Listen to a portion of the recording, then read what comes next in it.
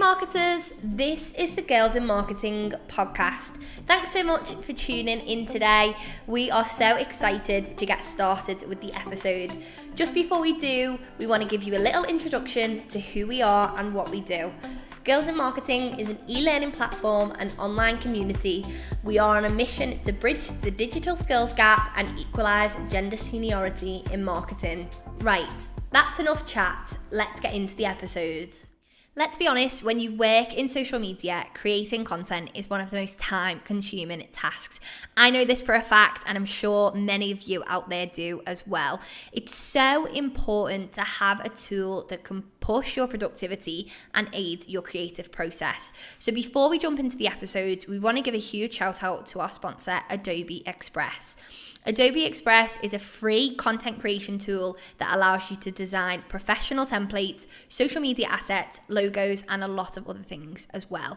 What I particularly love about Adobe Express, and something that is super relevant right now to social media and content in general, is that it takes into account video content. So you can resize and merge videos as well as convert videos to different file types, including GIFs. Essentially, making graphics as a marketer has never been easier than it is with Adobe Express. I'd recommend checking it out by going to adobe.com/go/girlsinmarketing or heading to the link in the show notes of this episode. Hello everyone and welcome back to the Girls in Marketing podcast. I have a very exciting guest with me today, Chloe Wong. She is the Group Paid Search Manager for easyJet and easyJet Holidays, and she has went from search assistant and worked her way all the way up to where she is now. She has over 8 years of amazing experience and a lot of advice to give. And Chloe's marketing talent doesn't end with paid search, actually. She is also an influencer for her own travel blog and Instagram page. So there is a lot to talk about, and I think that why not just get right into it? Amazing. Hello. Welcome to the studio.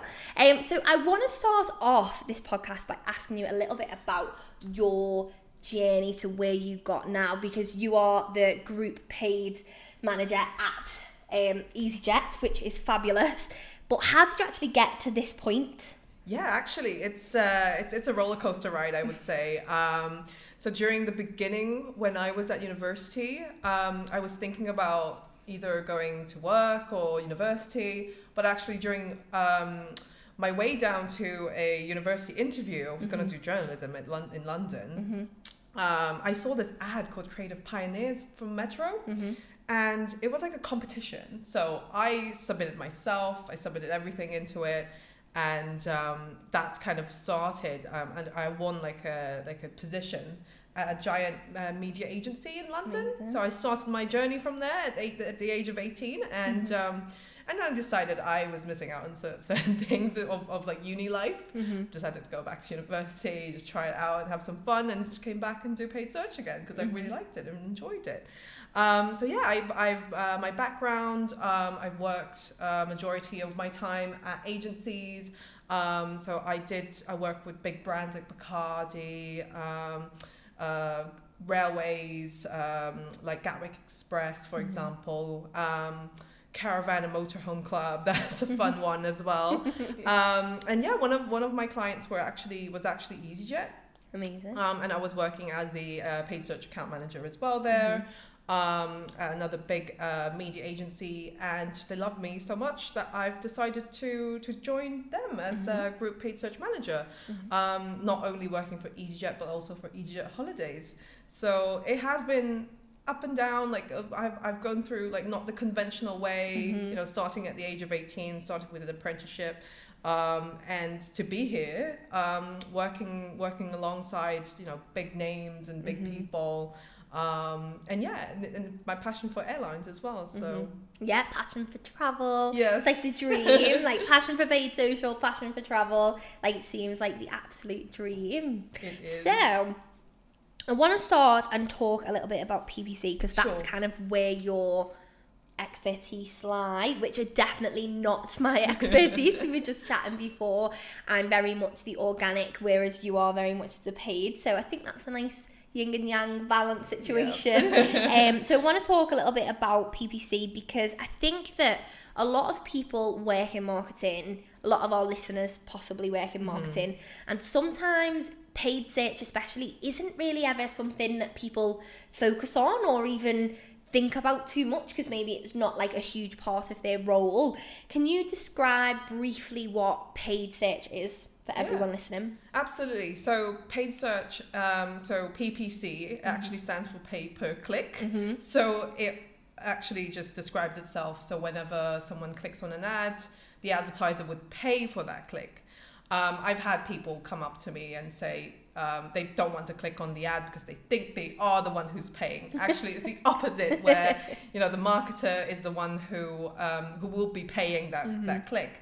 As opposed to like organic, where each click doesn't really cost anything. But with paid search, obviously, with each click, with paid search, obviously, you appear much higher than organic. Therefore, it's paid. So yeah, that's basically in a nutshell for PPC. Fabulous. So pay per click, for anyone who doesn't know, that is obviously much more people pay to be there, don't they? So I think that sometimes people get a bit overwhelmed with the prospect of PPC, because you have a budget and you have to adhere to a budget and stuff. And I think from speaking to people in our community, and just kind of myself included, I think I'd be quite worried if I had a budget every month or even every day or week. And sometimes the bigger companies, I'm sure you've worked with them before, will have a certain budget per day, and sometimes it's crazy money.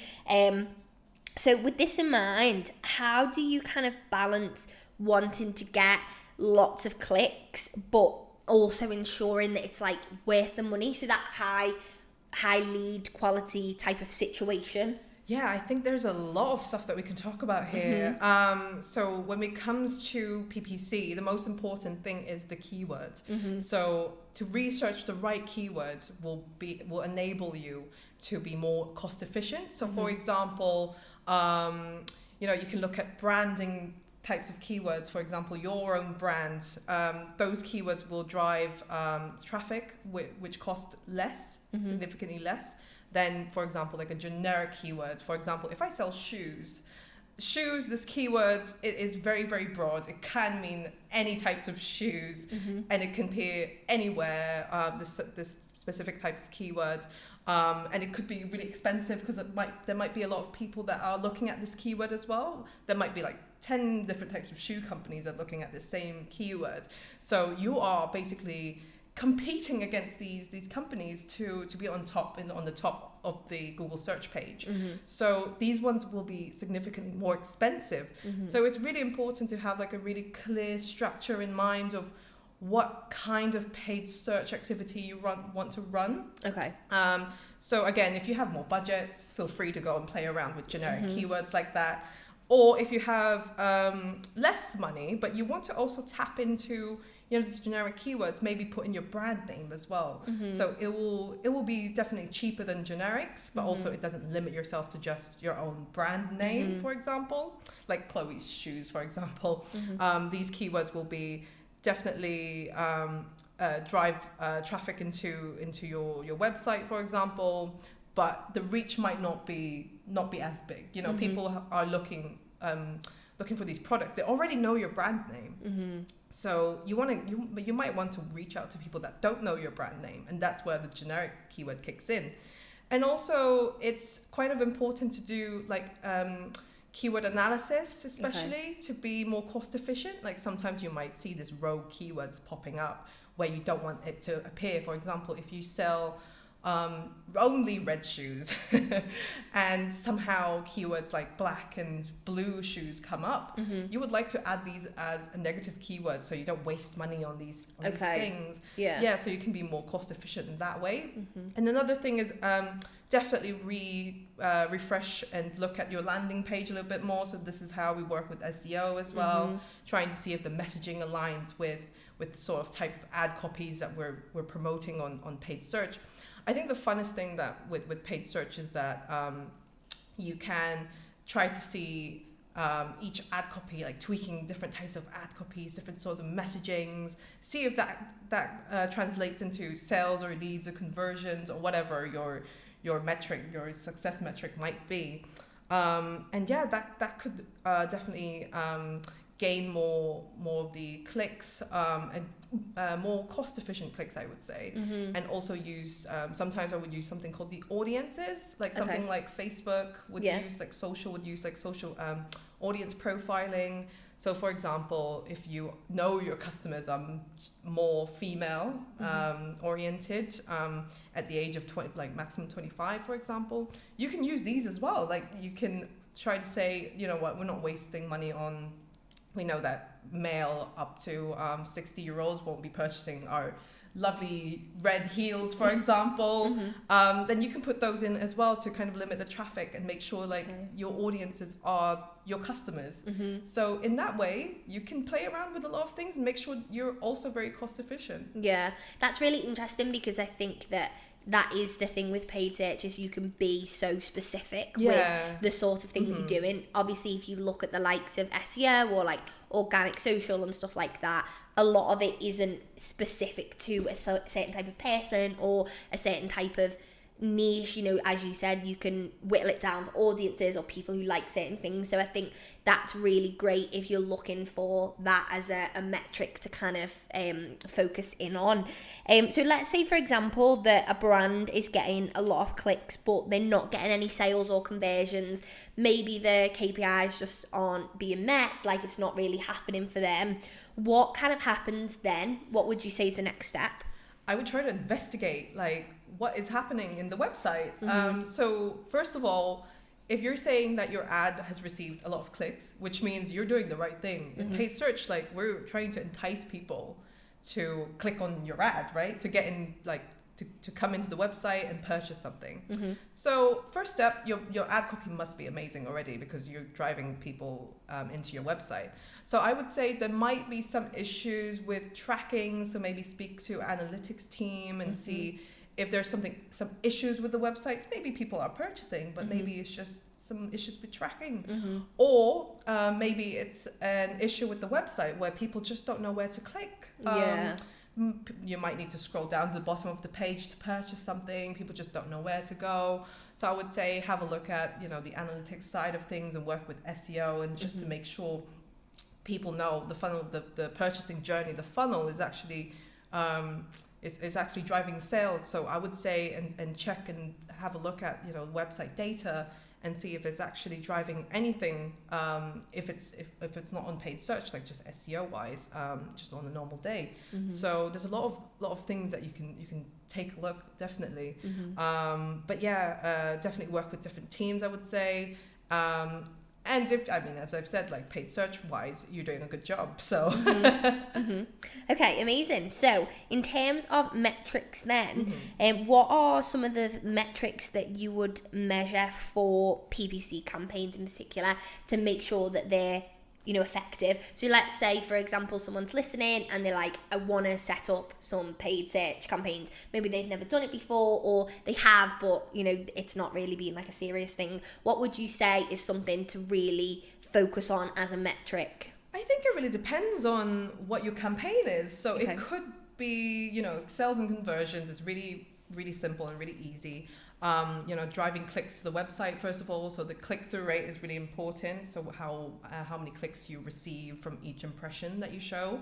Of course, the conversion rate. So that's really easy. Again, people that have clicked on your ads, how many times they've already converted. So if you're talking about something else, which is brand, if someone is telling you that we are a new brand and we want awareness, we want brand awareness, we would shift that away, because that might give a bad impression if someone comes up to you and say the report isn't saying that we're driving any conversions, but you can tell them back that we're here for brand awareness. So it could be different metrics, like for example, impression share. So impression share means how many times you have appeared against your competitors. So it could be like 100%, which means you're 100% showing whenever someone searches for your keywords.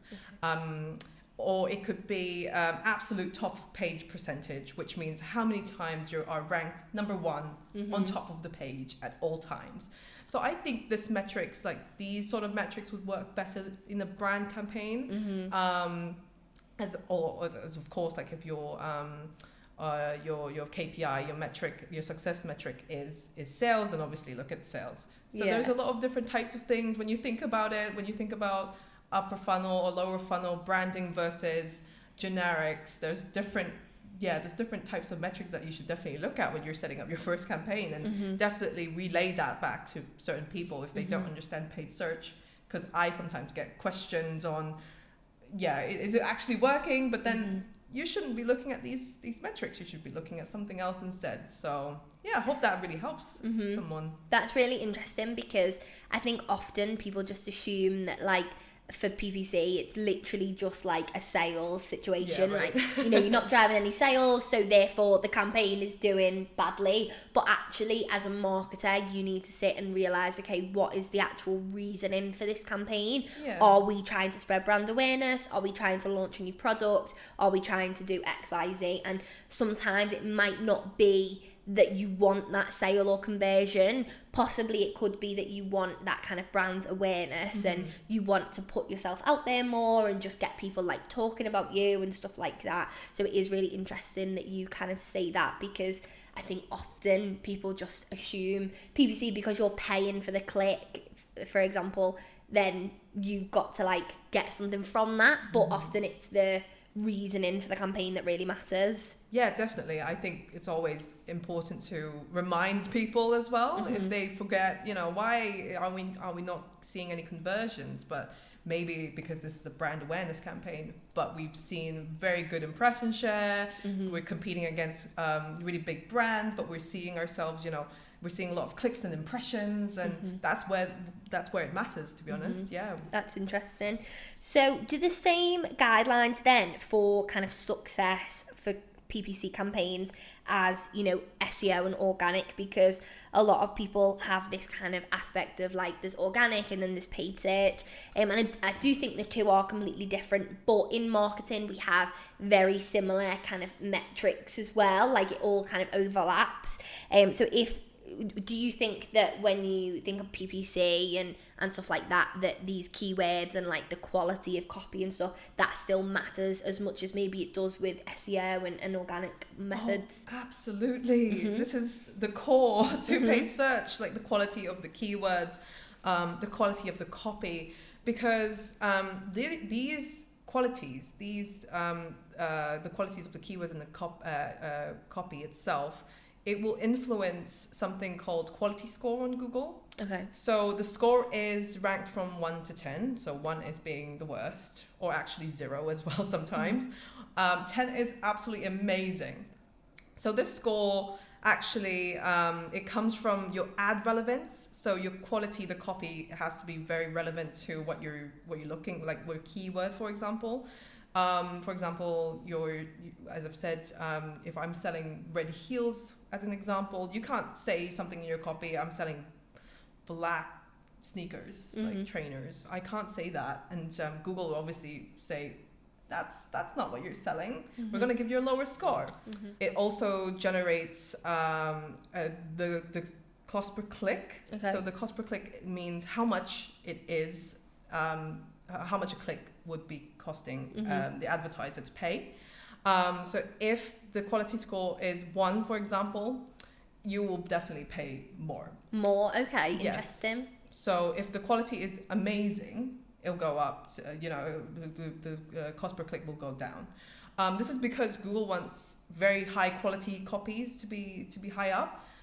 Sometimes, for example, if you say, you can set something called a max CPC, which means how much you want to pay, how much you're willing to pay. I'm willing to pay 50p, for example. But then your competitor comes in and say, I'm going to pay £2. But then Google might say, you know, the ad copy, Chloe's shoes, Chloe's red heels, actually, Chloe's heels are more relevant than someone else's black shoes business. So they would prioritize my keywords more than the other person's keywords. Okay. So it's really, really important, actually. And also, another thing is that it also looks at the expected click-through rate. So basically, Google will look at the historical data and decides if this copy, this keyword actually makes sense, and the historical data tells Google maybe that these copies and these keywords will drive more traffic than someone else's, so it will give you like a higher score. So yeah, it's actually really interesting.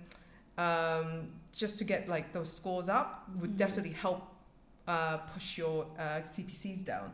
And also it's really important to work with SEO team actually as well, because one of the quality scores factor is the landing page experience. So if the landing page experience is absolutely amazing, it'll give you like an amazing score for your quality score at the end of the day. So yeah, all these factors come together. So quality score of the copy, the expected click-through rate, and also the landing page experience is very, very important to maintain that high quality score, because at the end of the day, you'll get a lower click-through rate and you get you get a lower cost per click, a higher click-through rate, and at the end of the day, like, you can use your budget for much more things. You know, you can use it for other sort of upper funnel campaigns, and save money from there. As we say from the beginning of this podcast, where budget seems to be like the big thing. This is where you can tailor your ad copies to make it cheaper.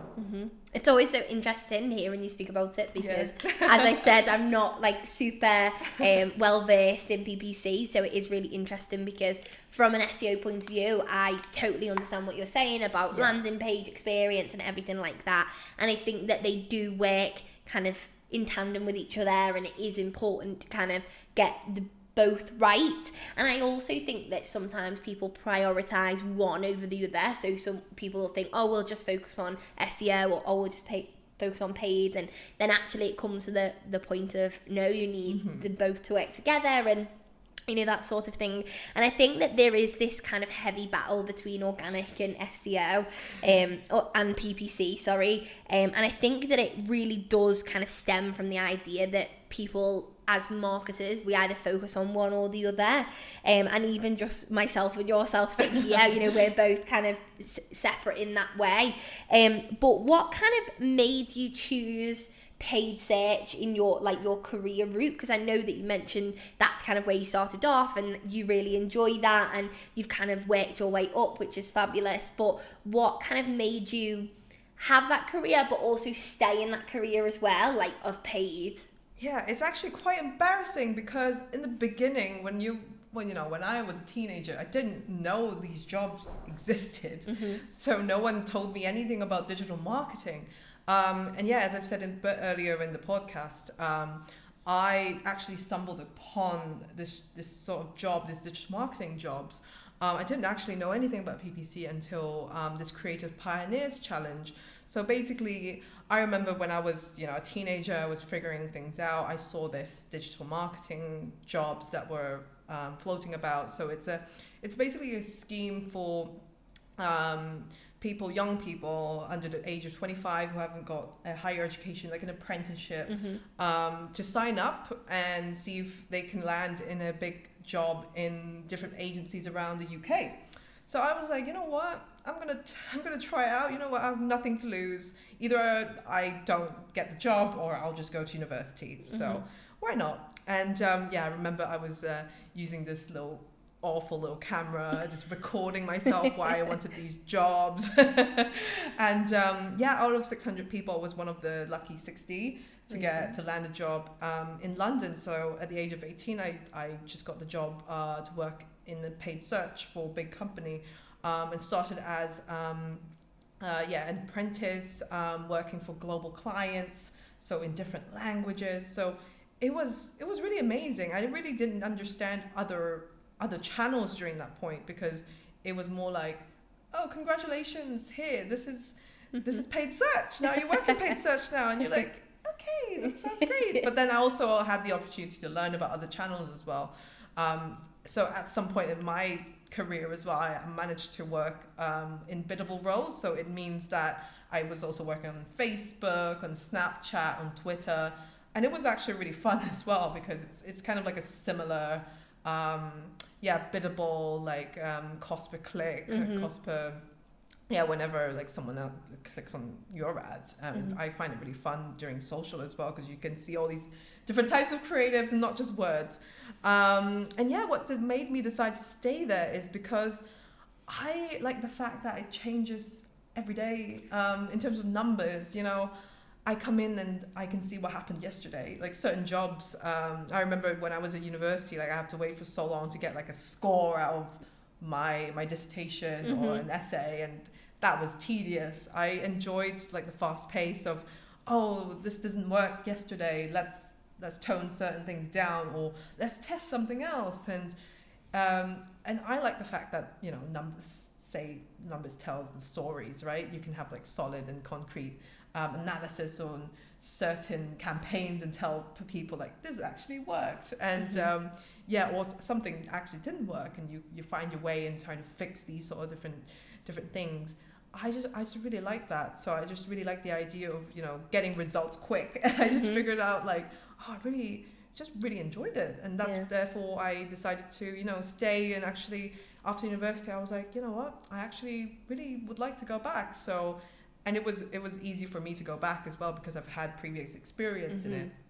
But also at the same time, Google just changes so quickly, and the platform itself or whatever they're rolling out, they have they have new things rolling out all the time. I remember when I was an apprentice to, you know, after university, that's like 3-year gap, everything's different. So I'm constantly learning, and that's why I really like it as well, because it's exciting. It's not like the same thing in the last 5 years of my career.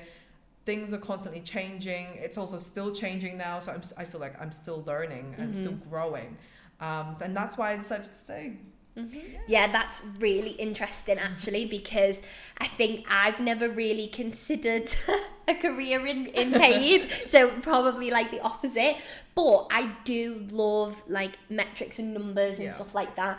And what was really interesting is last episode we had Thierry on, who was talking about data and insights, and how that very much kind of is related to marketing, the storytelling of marketing, and just hearing you speak. Actually, it's so crazy how kind of data, insights, and everything we do with marketing really actually relates to, you know, paid search and social media and SEO and everything like that. So it's really, really exciting, and it kind of makes everything seem so like clear when you kind of chat about it.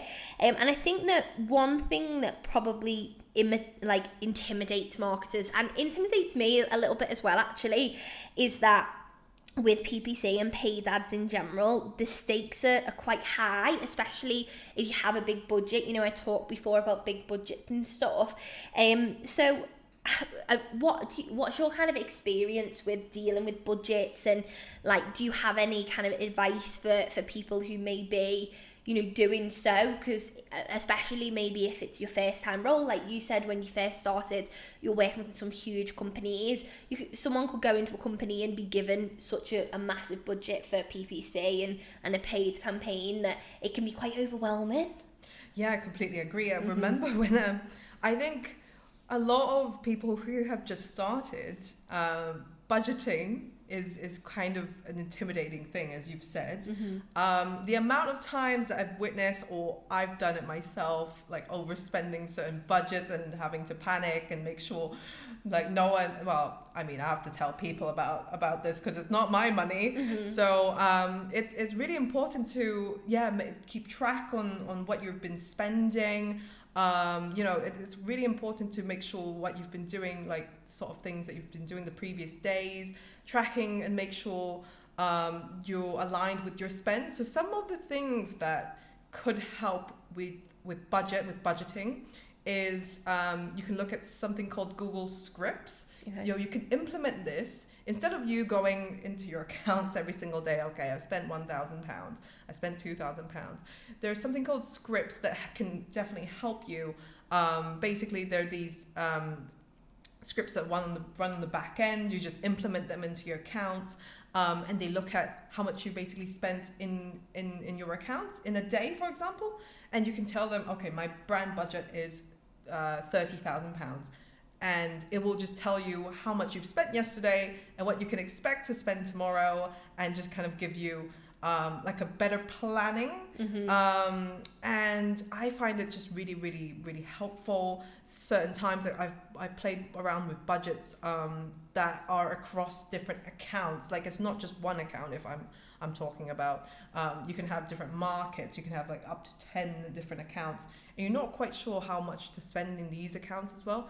It could be very, very daunting, especially working in an agency, for example. There are lots of clients, and you can't possibly look at 50 different pots of budgets at the same time. And these things will definitely help you. So this is a very good tip for anyone who's just starting, and also maybe impress your managers or bosses to say, it's really, really easy. You just go on Google and look for these things called budget scripts, Google budget scripts. And yeah, basically it's just a spreadsheet, and it does the formulas themselves. You go in every single morning and see how much you spent yesterday and what you can expect, like the pacing for the next couple of days. If you think, oh, we're underspending today, maybe we can push certain budgets. And then the next day, if you see like, oh, we're spending way too much now, and it will tell you should not spend this much and pull something back. I think these sort of tools can help you, not waste that much time on checking and budgeting and all that sort of stuff. And yeah, I would always tell people to just keep a really, really close eye on budgeting, because this is like a rookie mistake. I've done it before. I've seen people do it, and they obviously panic because these budgets are not ours, for example. So I hope this tip can help anyone who's starting like a campaign. If you have a certain set of budget, you don't go overboard, and make sure like you put in like budget pots that you can put in Google Ads as well. You can tell them, I only want to spend £200 a day. But sometimes, as I've said, like big accounts with 500 campaigns, you can't possibly do that, right?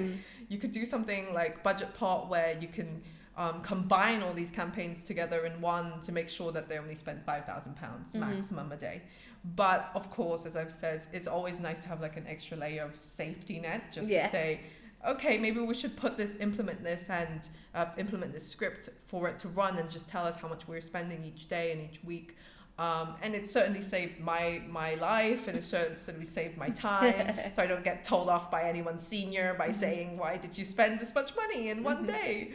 But yeah, just keep those things in mind whenever you're creating your first campaign. Thank you. Yeah, I think that's really interesting, because I mean, as I said, I'm not super well versed, but I didn't know that those sort of things existed. And I think that it's nice to know that they do, because that is something that intimidates a lot of kind of younger or kind of more junior people. Something that I kind of wanted to touch on actually was a little bit about, so your kind of role is all focused on paid search, right? And sometimes people will have their main job is paid search.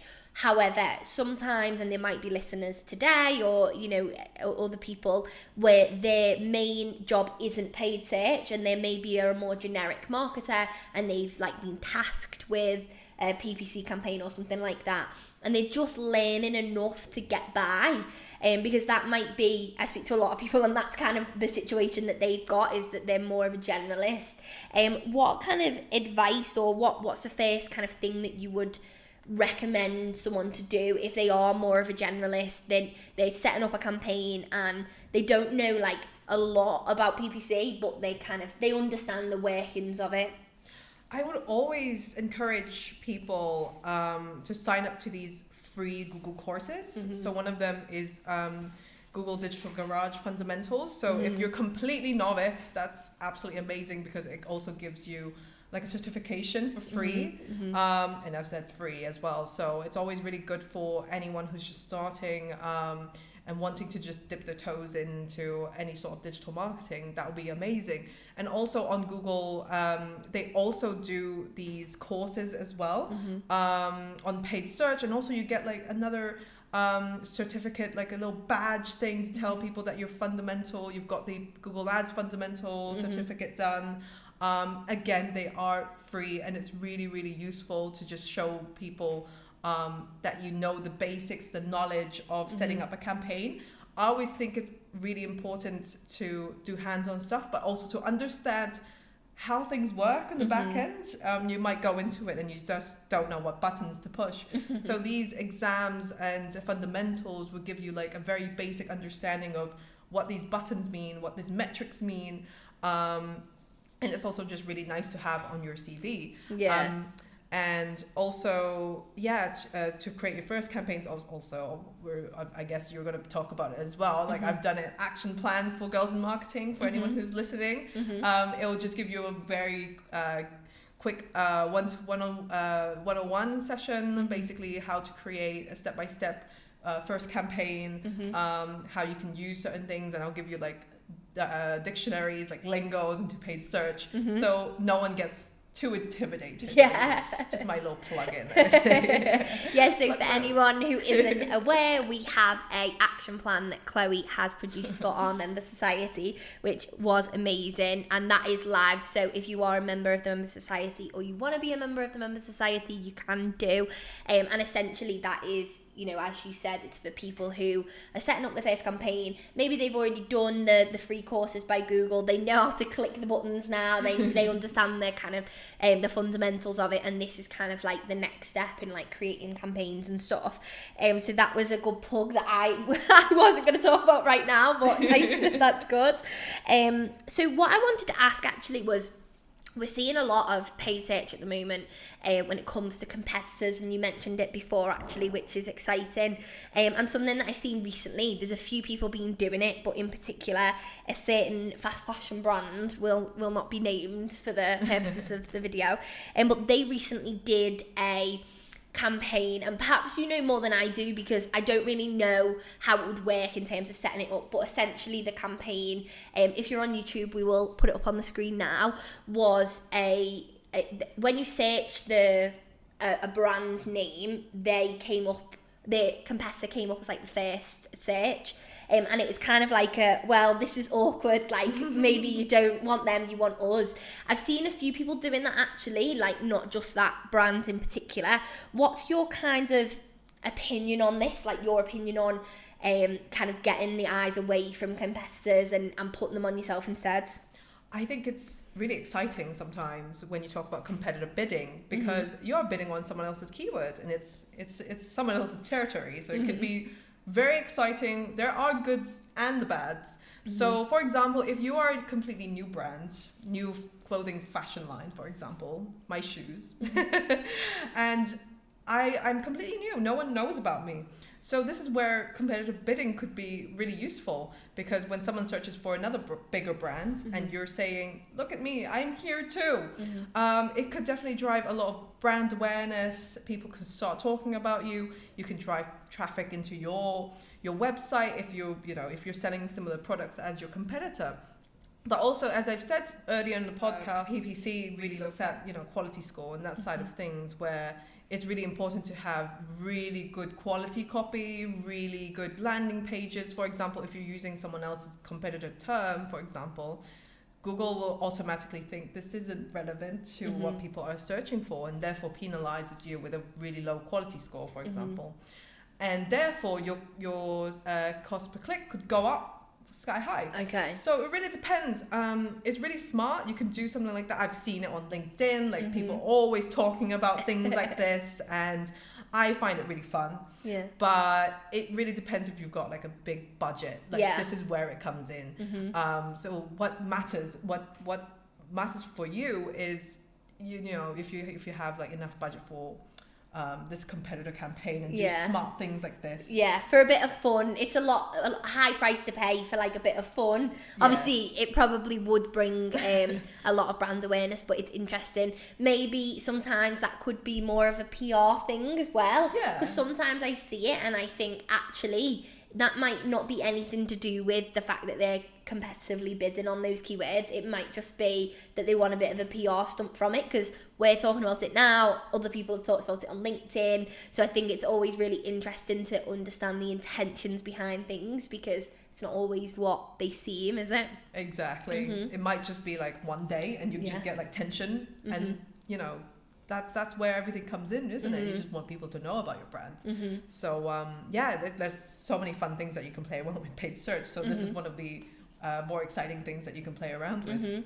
Yeah, so thank you so much for talking a bit about PPC and kind of your journey. And I also want to touch on, so for anyone who doesn't know, I did talk about it at the beginning, but Chloe also does a bit of influencing on the side. So you love your role, and it's amazing because you work for easyJet, so it's very travel related, but you also actually love traveling yourself. So I want to talk a little bit about kind of travel influencing on the side. How did it all kind of begin for you?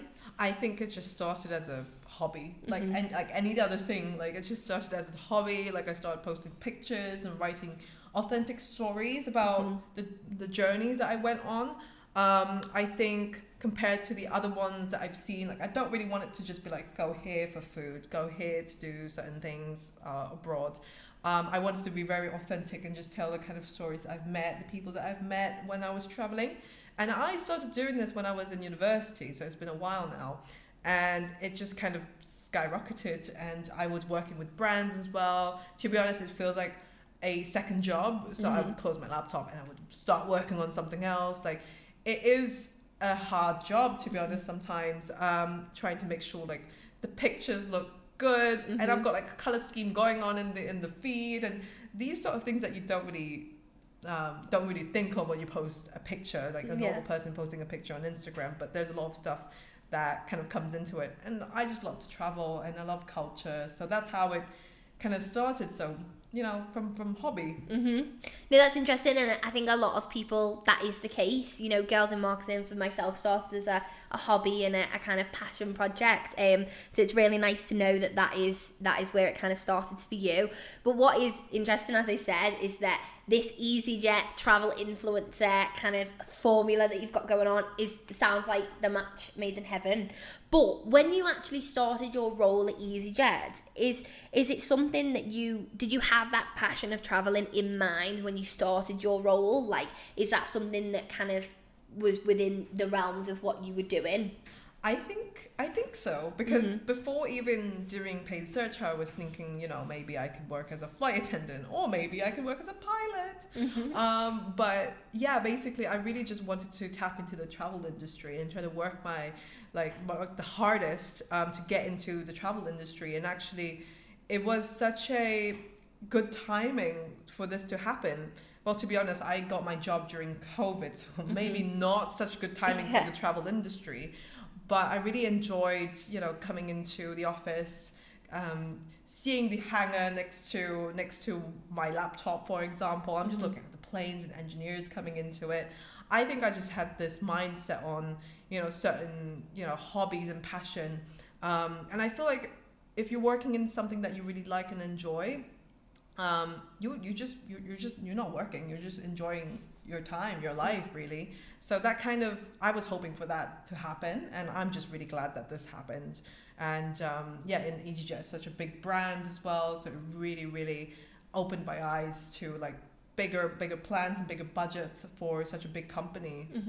No, it's exciting. So do you have any advice for people wanting to find a job that makes them happy, complements what they want to do? You know, you've obviously got your role with easyJet, and you enjoy traveling. Because I know that there's probably a lot of people out there that are maybe in a role that they aren't super passionate about, or that doesn't relate to them, and they would love to do that. So do you have any advice for those people that are maybe in that position?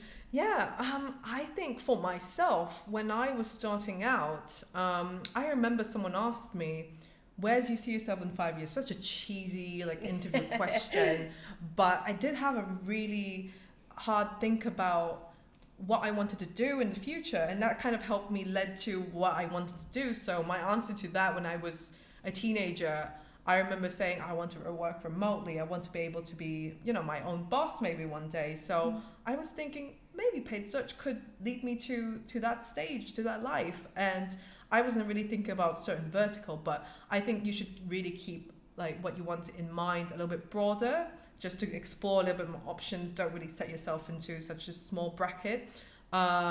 And just kind of figure out, what you want to do in the future, and work your way backwards, and try to see how you would get there.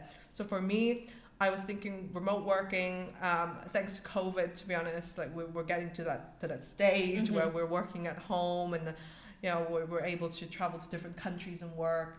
And to be my own boss one day, maybe one day. I'm still learning myself after 5 years of someone asking me that question. After 5 years, I'm still learning. Unfortunately, I'm still learning in paid search. There's always things that's constantly changing.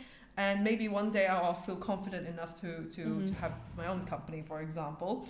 But that would be something that would excite me a lot. So for anyone that's listening, I think it's important to just kind of have like a bigger, broader understanding of what you want, where you want to see yourself, and then work your way back. Yeah, I think people get kind of caught up on, in 10 years I want to be this, and then they think, okay, now I've just got to quit my job and do it tomorrow. So it's really nice that you're saying, just work towards it and work backwards, and think, if I want to be doing that in however many years, or if I eventually want to get to that, how does that journey kind of look, which is really nice. So we always before we finish, we always like to kind of end on the same question, because I think sometimes it's nice to kind of share. Everyone has a story, everyone's a little bit different, and it's nice to share your kind of motivational mantra. So if you would like to share, that would be very much appreciated. Yeah, absolutely. Mine is keep going forward.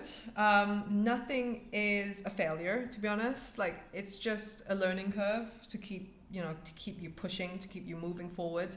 It might not be the right path. Maybe path A might not be the right path. So path B would be your way to go. This happens a lot also in paid search, where we do a lot of testing. For example, if certain test doesn't work, it's not a failure, it's a learning curve, and you just keep going and keep doing it. So that's what I would say to anyone who's listening. Yeah, that's really nice. I think I definitely agree with that. My mantra's like go with the flow, so very similar. But yeah, thank you so much for joining today. It's been lovely having you on. Thank you. And to anyone listening today, as we said before, Chloe has an in-depth action plan on our member society, so definitely go to our website and check that out. We'll link it in the show notes as well. Essentially, it's just about developing a PPC strategy, so it's got spreadsheets, webinars by Chloe, step-by-step guides, and lots of other things as well. So hopefully that's been enjoyable and you've learned a lot from that, and thanks so much, Chloe, for being on. Thank you for having me. Right, that marks the end of another great episode. We really hope you enjoyed tuning in today, and if you did, please share with your friends, rate us on Apple Podcasts, follow us on Spotify, and watch the video version on YouTube. We've got so many exciting things coming, so we really love for you to get involved. See you soon.